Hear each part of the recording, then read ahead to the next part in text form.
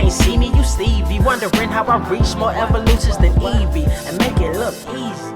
What is up, Earth's mightiest subscribers? It's Blerd without fear. Welcome back to the channel. Today's video, I'm going to be talking about Dark Crisis, the DC Comics crossover event that just recently wrapped up with its core issues featuring Joshua Williamson as writer, as well as art by Daniel Sampere, Jack Herbert, Giuseppe Camuncoli, Cam Smith, and Rafa Sandoval. This is a DC Comics crossover event that I kind of waited to see where it was going to go, and it's mostly because I kind of already had a pretty good idea of what was going to happen with this crossover event long before it ever happened. When this was initially announced at DC Fandom this year, I initially felt that this was going to be another Crisis on Infinite Earths style event, and lo and behold, that's exactly what it was. It was initially titled Dark Crisis, but roughly around the time we got to issue number 4 or 5 of this event, it was rebranded to Dark Crisis on Infinite Earths. And I kind of get why they went with the branding on this one, because honestly, had that branding been put on blast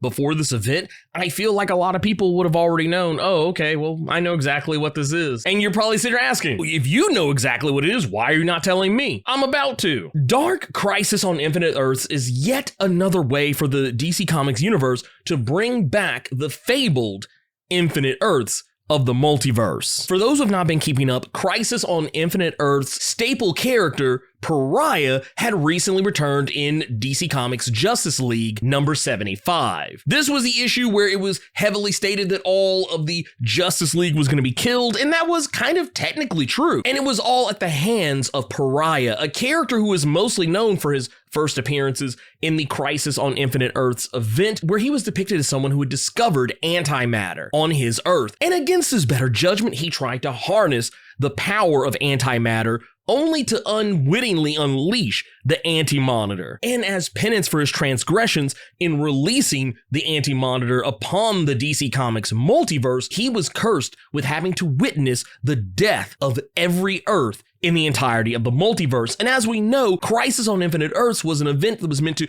bring down the amount of random and sundry Earths in the DC Comics multiverse. So that way there was only like 1 or 2. You had Earth 1, you had Earth 2, and then eventually over time, DC kind of got crazy with the multiverse shenanigans again, and then more Earths started slowly rolling back in. You started getting more into like the Infinite Crisis stuff, which also kind of dealt with multiversal shenanigans, alternate realities being kind of brought back into the forefront, and then Final Crisis and Flashpoint, all of that kind of did away with that stuff, and we ended up getting the New 52. Well, now Dark Crisis on Infinite Earths is meant to bring the Infinite Earths of the multiverse back into the forefront. Only this time, instead of those Infinite Earths being controlled by one individual or maybe a handful of individuals, this time, this is a wild multiverse, one that is completely free and untethered by the laws of man or gods. Now, the reason why all this kicked into place is because Pariah wanted to do this. This was technically kind of his way of making up for the things he had done in the past, watching and witnessing all of the different Earths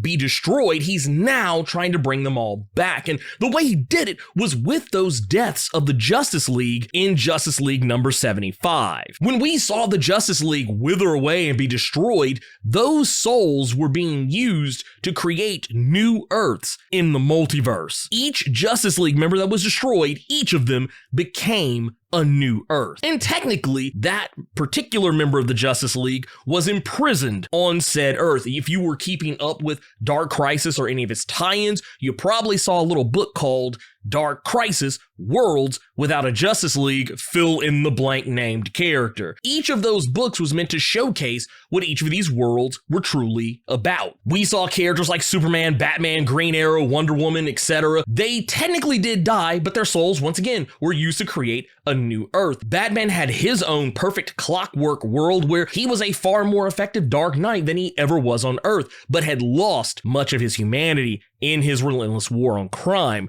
We also saw Superman lived on an Earth where he was no longer Superman, but it passed the mantle on to his son, Jonathan Kent, and he got to kick back on the farm and mentor his son to become a better version of Superman than he ever was. Wonder Woman lived on an Earth far more progressive and forward-thinking than the one she came from, but Themyscira had become tainted by an obsession with wielding the weapons of mass destruction associated with the world of men. We also saw a world where John Stewart wasn't just a Green Lantern, but a powerful guardian and considered to be the greatest Green Lantern in the history of the Corps, heralded as the savior of the universe, but had retired to live a quiet life. We saw all the various and sundry Justice League members who were killed in Justice League number 75. We saw what their worlds were like and why they would or would not want to stay there. Each of these worlds was meant to operate as a pseudo quotey fingers prison for each of these characters, not allowing them to escape, keeping them in place. That way, the rest of the Earths that Pariah was creating by killing all of the various and sundry heroes,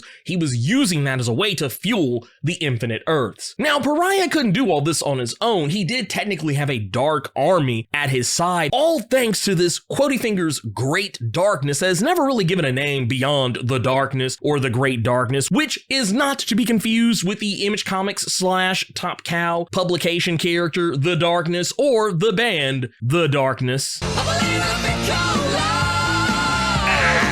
Get out of here. Pariah had his dark army filled with characters like Doomsday and Darkseid, Sinestro, so on and so forth, but he also had enslaved Slade Wilson, aka Deathstroke. Deathstroke had put together an army of supervillains recently, all teamed up with Pariah and his dark army of the multiverse to take down Earth's heroes and make the restoration of the multiverse possible. Now, the question you're probably asking yourself, why would Slade Wilson help Pariah destroy the Earth that he currently lives on? Because he's trying to make up for being a terrible father and to spare the rest of the world from experiencing and inflicting the same pain and suffering he has in regards to his children. He doesn't want that for the Titans or anyone else for that matter. And having lost both his sons, Grant Wilson, aka Ravager, in 2017's Titans Volume 3, number 11, which was in a roundabout way sort of a retcon digging deeper into the history of the Titans that had been forgotten by not only the Titans, but also Slade himself. And we also saw him lose his son,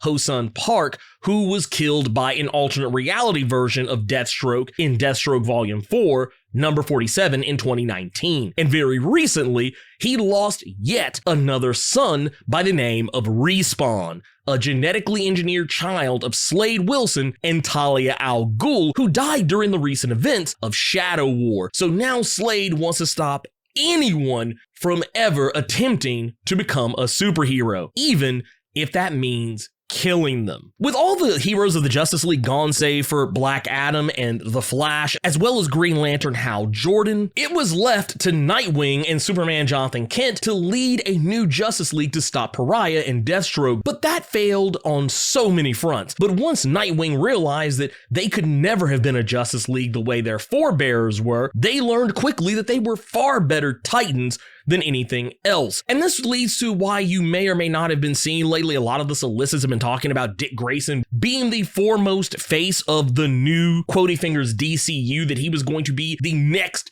big face of everything, like kind of like where you've had Batman, Superman, and Wonder Woman being the true face of DC Comics, the holy trinity of DC. Nightwing is supposed to be stepping into that position. Nightwing is supposed to be the guy of the future of DC Comics, which feels almost 30 or 40 years too late, but I'm here for it nonetheless. Nightwing has put together the most Konami Code looking version of the Titans you'll probably ever see, with characters ranging from both past and present rosters of the Titans to even some that have never been Titans before. And the Titans are said to be the next step for the super teams of the DC Comics universe, but I'll talk about that a little more here in just a minute. But what I want to get back to is the fact that Nightwing was able to, with the combined might of not just himself and his Titans, but also with Hal Jordan and the entirety of the Green Lantern Corps, the entirety of the Flash family, as well as the Justice Society of America, all of these characters I just mentioned being emboldened with the power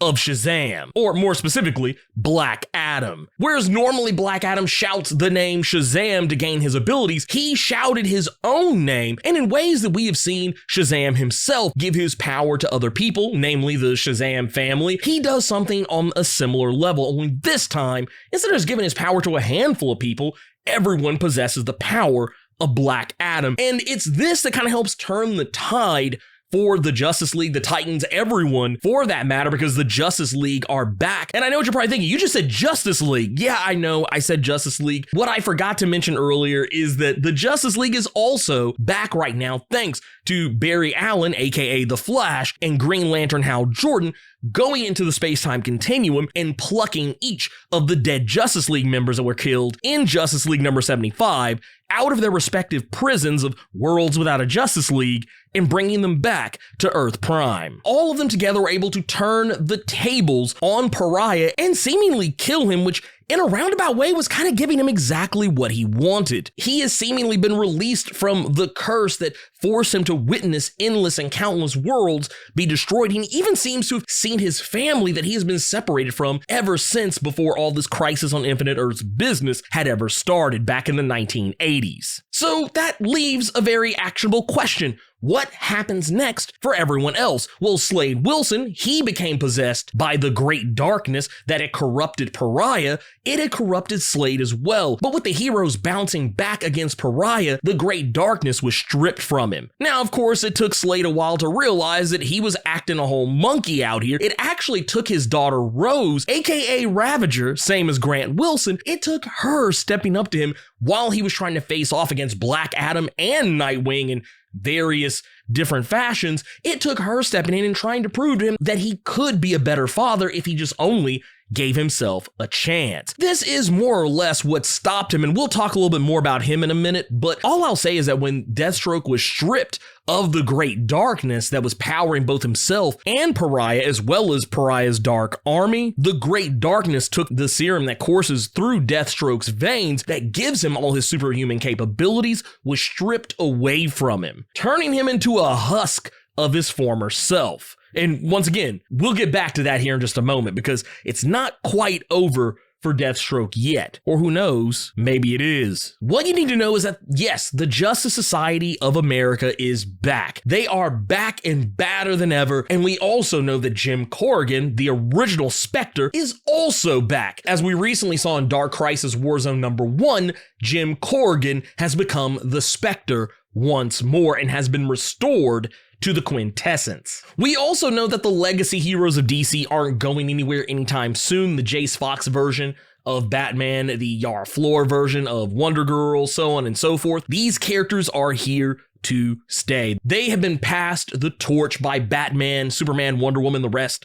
of the Justice League. And as we see at a later point in this issue, it's heavily implied that Nightwing is going to be leading whatever his version of the Justice League is, which is more likely going to wind up just being the Titans. It seems like this version is also going to have Wally West as a Flash, as well as Shazam, Robin, and Hawkgirl. Not only that, but Batman reveals the Justice League has been disbanded. I know, right? Just as Black Adam was finally getting his propers from Superman and being welcomed as a full-fledged member of the Justice League, not only did Black Adam say, nah, I'm good, I'm out, but now Batman is saying the Justice League has been disbanded and that they're making way for something new. That thing being new is what I talked about earlier with Dick Grayson making his own version of the Justice League, which will very likely just be the Titans. Not the Teen Titans, just Titans. The Justice League is being sunset for the foreseeable future, and the in-universe reason for this is more or less that the Justice League is just trying to figure out who they are,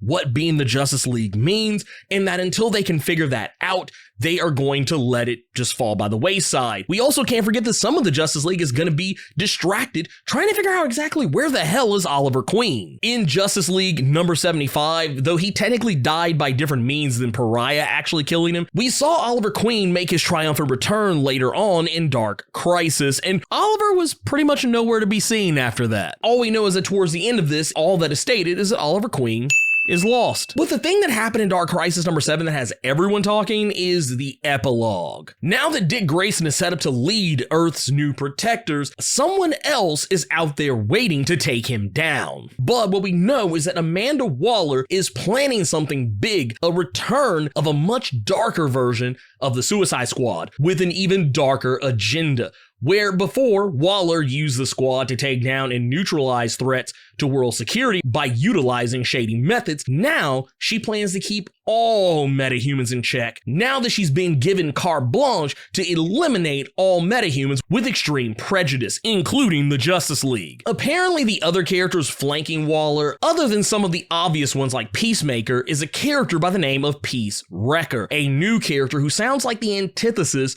of the hero who she's supposedly inspired by. These are Joshua Williamson's words, not mine. We also see a character who looks eerily similar to the Superman-Batman hybrid that we witnessed not very long ago in Mark Waid's Batman-Superman World's Finest #4, a character who in that comic was an amalgam of both Superman and Batman who possessed Hal Jordan's Green Lantern ring. This one seems to be an amalgam of Joker and Lex Luthor possessing Sinestro's lantern ring. And as for the muscle in the back behind Waller, that one I'm guessing must be some version of Bloodsport. It's the only character that really makes sense to me at the moment, because typically Bloodsport wears a helmet that has a skull face on the bottom, so that's the only character that makes the most logical amount of sense to me. The real question is, who is this council that is sanctioning Waller to do everything she's about to do, giving her directives to kill all metahumans? My guess is it could very well likely be the Justice Society of America. Now, I know what a lot of people are thinking. Wait a minute, the Justice Society? We just got them back. Why would they turn villainous all of a sudden? The only reason I'm willing to say that it's possibly the Justice Society is because if you look at the silhouettes of a lot of the characters who are depicted that Waller is speaking with, a lot of them kind of have similar profiles and outlines to members of the Justice Society. But that could very well likely have been on purpose